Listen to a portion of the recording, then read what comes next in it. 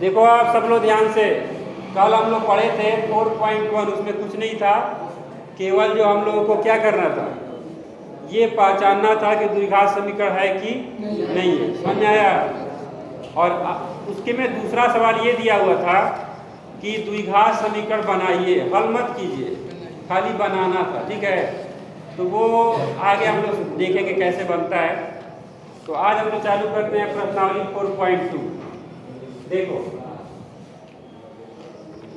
प्रश्नावली 4.2 देखो, तो इसमें जो है समीकरणों को मूल बताएंगे। मेरी बात ध्यान से सुनो। जैसे कोई सवाल है, देखो x² + 5x + 6 = 0, ध्यान दो तुम लोग। और यही सवाल है x² + 5x + 6 = कुछ नहीं।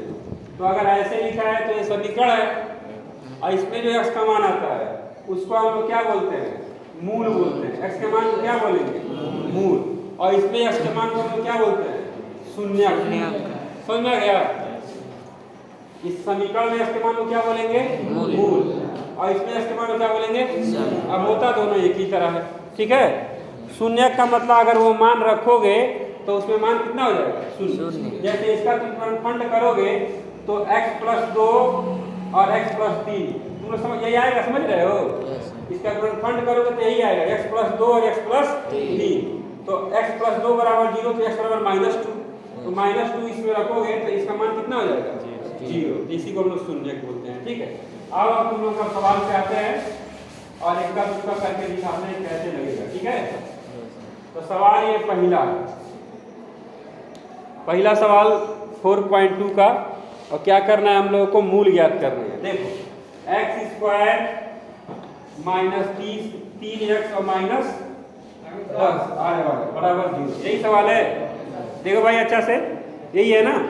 चल, तो देखो भाई, ऐसा हम करें, यहाँ अगर x² गुणा कितना है, 1, तो ऐसा करना है कि 10 में 1 का गुणा करें तो -10 है, क्या 10 में गुणा करने में कितना आना चाहिए, 10।